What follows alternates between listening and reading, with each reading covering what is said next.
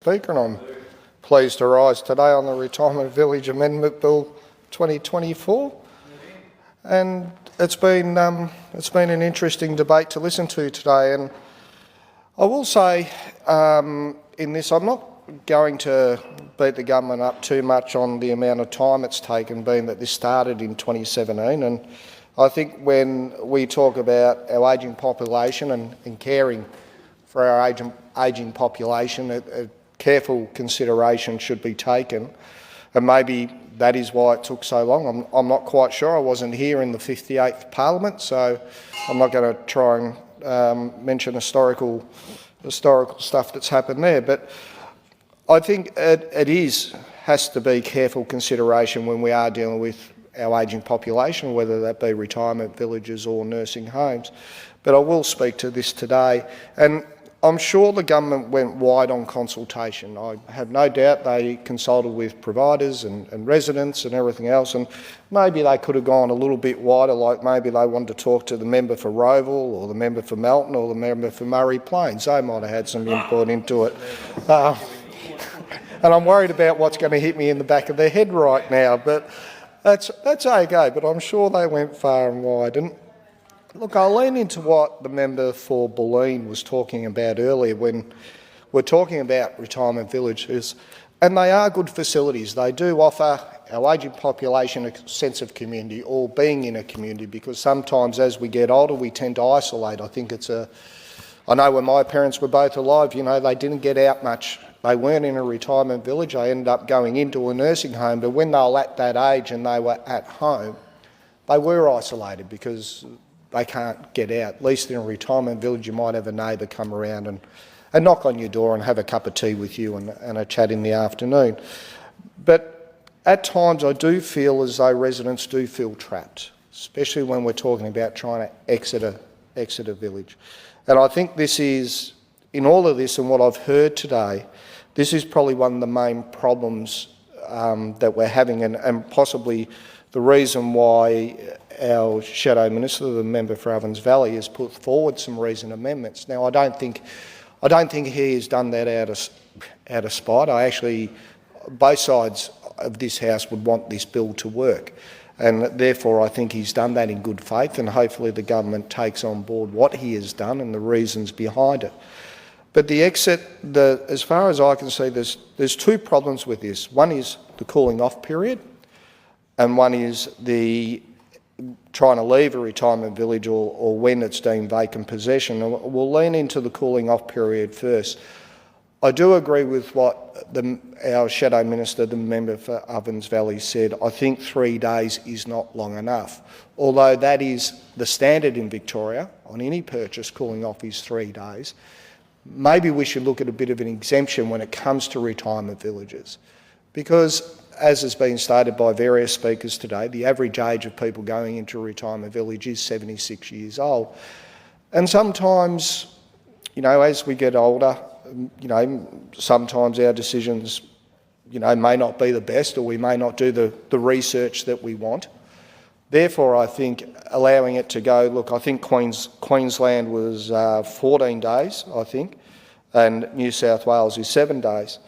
And I think if we went in line with New South Wales, even if it's just retirement villages as 7 days, I think that's a good thing. I don't think it's a negative thing, because sometimes, as I said, people might rush a decision, or they might see a better option too. Who knows? But give them 7 days. Give them time to think about it.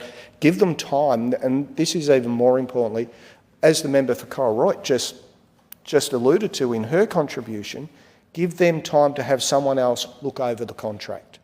And that was very important. The member for Koroit just mentioned that her mum was about to go in and there was no carpet, and her and her brother went back to the contract and realised, well, that was the case. So that's why I think a 7-day cooling off period is that would be a step in the right direction as far as retirement villages go. And then we have the trying to exit a retirement village. And that's where I think things are becoming a bit problematic. Like, if somebody wants to move out, I understand, and from I'll put my builder's hat on now, if someone moves out, it needs to be renovated and revamped. You might need depending on the age of the unit, obviously in the retirement village, possibly it needs new carpets, needs a repaint. Some situations it might need a new kitchen, who knows. The appliances might be old, they have to be replaced. All those things do take time. But I do understand that 12 months is a long time. It is a very long time. And I'll give an example. Everyone in this chamber knows my father passed last year. He was in a nursing home. I'll clarify this, not a retirement village. But even in a nursing home, the $500,000 invested in there does not get released until probate is finalised. Now, I think that gets signed off next week.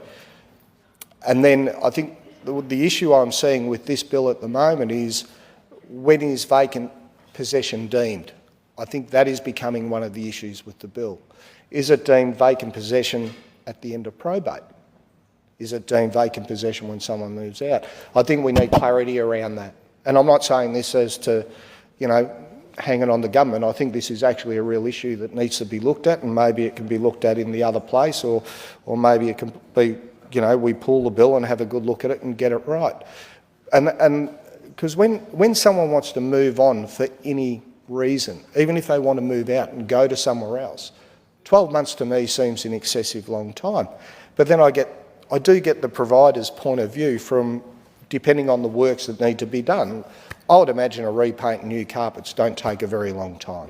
They definitely don't take 12 months. If there's more works, well, maybe there can be provisions there. If it has to be major works, maybe you can have a major works and a minor works clause. I'm not quite sure how that would be structured, but to me that would make common sense. And because 12 months seems way too long, but then you've got the residents saying, we want 6 months, and that may not be long enough. Again, depending on the issue within the unit at the time. So I think they're the things we need to look at to make this bill a better bill, to make sure everyone's happy.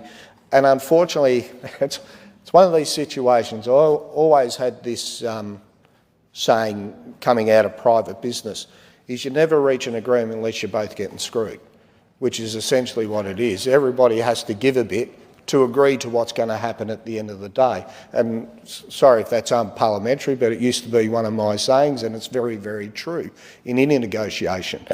So the government should really look at this in good faith, and in good faith as the Shadow Minister put that forward, because it wasn't done out of spite. And we really do need to look at and look after our older generation. And it's been mentioned here quite a few times today, 2 words, dignity and respect.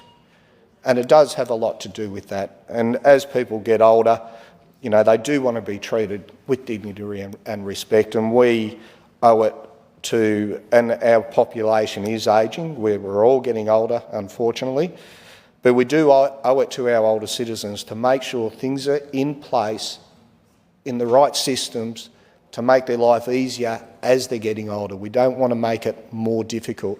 And I think this is really what the government should sort of refocus on this bill. There's certain parts of the bill that are good and are good steps in the right direction, but there is certain parts of this bill that I think are possibly a little bit ambiguous, and maybe we should consider a review in a couple of years to see how it's working, to go back to the residents and the providers to say, well, we've tried this, but where can we make this better? Is this exit clause of 12 months too long? Can we bring that back? Is, even 6 months, is that, too short on that side? So I think a review process would be a good thing to put in. I mean, we're all in here for the right reasons. We want good legislation to go through this Parliament and through both houses. And I just think if the government considered a review process, considered the cooling off period, I think is very important. Let people know what they're really getting in for before they put that signature on their dotted line. And obviously the exit clause, they are my concerns about the bill, and I thank you for your time.